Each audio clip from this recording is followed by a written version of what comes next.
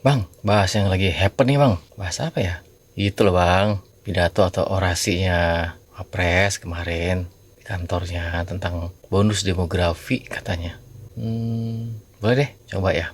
Kita analisis di situ pidatonya itu dipisahkan menjadi 4 ya. Pertama dari gaya bicara, substansi pesan ya, ada tujuan ideologis, kemudian yang terakhir implikasi sosial politiknya. Nah, kita lihat dari gaya bicara, retoris, inspiratif, dan emosional. Jadi pidato ini sangat kental ya dengan gaya orasi motivasional ya, mirip gaya Barack Obama atau presiden lainnya. Dalam beberapa momen, ya frasa seperti kita adalah jawaban atas tantangan masa depan. Seperti itu ya. Memang itu retoris banget ya. Itu merupakan seruan emosional yang ditujukan untuk membangkitkan semangat kolektif, khususnya generasi muda ya. Itu bukan sekadar pidato informatif ya, tapi pidato ajakan call to action. Call to action, ayo, mari gitu kan. Dipanggil semua, kita harus segera bergerak gitu ya. Nah, perspektif yang kedua dari substansinya sendiri ya. Itu kuat di imajinasi, namun tipis di detail strategis ya. Nah, ini memiliki kekuatan yaitu mengangkat isu sentral nasional, bonus demografi di tahun 2030 dan 2045. Lalu menyebut data kuantitatif ya, seperti 208 juta penduduk usia produktif. Ya apa hanya statement aja di-statekan sebagai kita punya nih 208 juta penduduk usia produktif. Nggak tahu tuh mana yang dia berjuang sendiri, berjuang dibantu atau berjuang dengan melenggang gitu ya. Nggak tahu tuh, mungkin kebanyakan yang berjuang sendiri dari 208 juta itu atau malah dipaksa. Ayo tetap produksi gitu. Ayo tetap produktivitas gitu kan.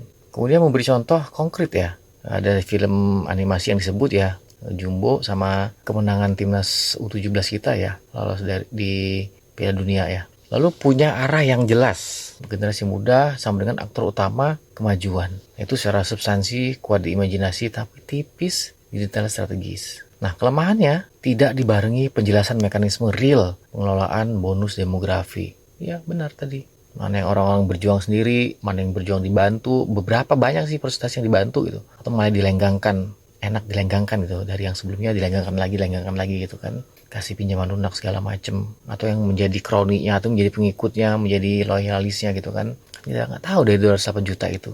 Kemudian kelemahannya tidak menyentuh tantangan struktural ya, seperti pendidikan, pengangguran, atau ketimpangan akses. Ini nggak kesentuh nih, dia nggak bahas itu tadi kan, substansinya itu. Gimana caranya dari 208 juta yang produktif itu, apakah memang dia pendidikannya tidak tamat SD, tamat SD, atau memang berjuang berdasarkan kerja keras gitu kan, bukan karena kerja cerdas gitu kan, banyak yang begitu. Nah, itu nggak kesentuh mana gitu orang-orang berpendidikan tinggi, apakah dipanggil gitu kan, apakah memang disediakan tempat-tempat yang memang mereka bisa memiliki produktivitas tingkat tinggi gitu kan, seperti research gitu kan, researcher gitu kan, peneliti segala macamnya itu. Kemudian kesan normatif banyak, kita harus, tapi minim bagaimana caranya ya. Kita harus, kan tadi tuntutan kan jadinya ya. Tuntutan seolah apa ya? Ya emang enak yang di atas tuh enak sih. Nuntut aja gitu. Nuntut, bisanya hanya nuntut gitu. Lalu perspektif yang ketiga, ini tujuan ideologis, narasi kebangsaan baru plus legitimasi kepemimpinan. Ya, kebangkitan nasionalisme produktif menekankan bahwa masa depan bukan diwariskan, tetapi harus ditaklukkan oleh generasi muda. Masa iya sih? Iya ya? Paham nggak? Bukan diwariskan loh, bukan diwariskan. Tekankan lagi, bukan diwariskan, tapi harus ditaklukkan. Ya mungkin penaklukannya dengan cara itu, pamannya di situ sama bapaknya. Menyisipkan narasi tentang AI bukan ancaman, tapi alat bantu. Ya ini gue sedikit oke sih, is okay ini mah. Kan kita harus beradaptasi memang ya. Jadi AI itu alat bantu yang memang mempermudah ya, bantu memotong, memangkas beberapa jalan upaya kerja kita ya, proses kerja kita ya. Itu memang iya, saya juga mengiyakan itu gitu kan. Tapi memang bagi orang-orang yang punya pemikiran kritis ya, tidak selalu menggantungkan itu gitu kan.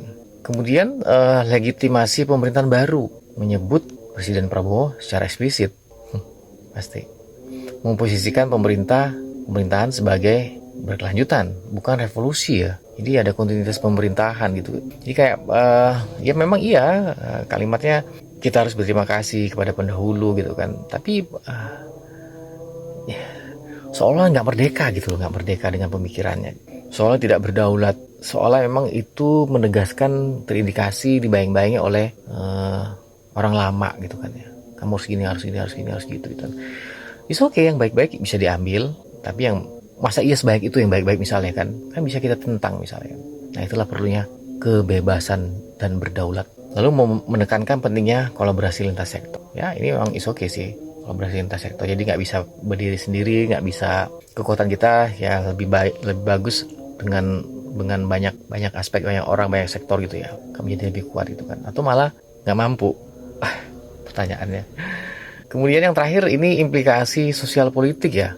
Yang positifnya mendorong optimisme kolektif di tengah tantangan global ya. Lalu menawarkan narasi yang bisa menyatukan dari pemerintah ke rakyat biasa ya. Kayaknya memang rakyat biasa yang dituju ya. Rakyat menengah ke atas atau yang punya pemikiran elit kayaknya jadi sebagai apa gitu. Merangkul semua pihak, swasta, akademisi, tokoh agama, dan masyarakat sipil. Itu positifnya ya. Betul, memang kita jadi seolah-olah ayo call to action tadi yang di atas ya. Sudahlah yang sudah-sudah misalkan, yang masa lalu sudahlah gitu kan. Mari kita membuka ini baru gitu, lembaran baru. Ya bagi sebagian orang yang bisa menerima itu sebagai dengan legowo hati, ada aja yang berjalan beriringan berdampingan, tapi ya tidak semudah itu melupakannya. Yep. Implikasi sosial politiknya tidak hanya positif ya, tapi juga memunculkan potensi kritik. Ya ini bisa dianggap sebagai kampanye politik terselubung ya, jika disampaikan dalam konteks pemilu. Tapi enggak, seperti kan udah lewat nih kan. Atau untuk masa akan datang. Masih jauh juga. Terlalu bergantung pada emosi, kurang menggali akar masalah. Misalnya rendahnya kualitas tenaga kerja usia muda misalnya gitu kan. Atau rendahnya ya dikaitkan dengan pendidikan gitu kan. Atau kenapa males gitu kan. Kenapa banyak yang rebahan, kenapa tidak gerak cepat gitu kan, kenapa kalah dengan bangsa Asia lainnya gitu kan. Nah itu digali mestinya, terus dikasihkan solusi juga. Kayaknya nggak mungkin dikasih solusi. Kata-kata seperti generasi muda adalah jawaban bisa dianggap simplifikasi masalah struktural ya. Ya kayaknya mengeneralisir gitu ya. Generasi muda adalah jawaban. Iya, generasi muda yang seperti apa? Generasi muda yang digimanakan dulu gitu kan. Apakah sudah diopeni, sudah dirawat, memang dipersiapkan selama ini gitu kan. Gitu loh. Atau generasi muda yang generasi muda yang sudah berproses alamiah selama ini, yang siap, yang nggak siap gitu kan, dianggap sama. Terakhir saya berkesimpulan bahwa ya pidato ini berhasil menyampaikan narasi besar ya. Indonesia sedang menghadapi momentum emas.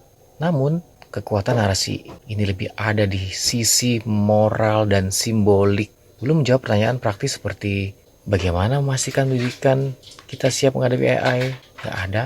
Tadi itu berjalan dengan sendirinya aja gitu loh. Yang siap-siap yang enggak gitu kan, tidak disiapkan. Ini loh yang ini loh yang hebat dalam bidang teknologi, ini loh yang hebat dalam bidang sastra gitu, ada sekolah masing-masing disiapkan semua gitu, tanggung oleh negara gitu kan, dipersiapkan oleh negara. Padahal udah bener ya konsepnya BLK itu ya, mestinya diperbanyak. Lalu apa strategi konkret mengurangi pengangguran usia muda? Nggak dibahas juga. Terakhir, bagaimana agar bonus demografi tidak berubah jadi bencana demografi. Betul, pidato ini adalah pembangkit semangat, tapi masih butuh kerangka kebijakan nyata agar retorika tidak berhenti jadi slogan.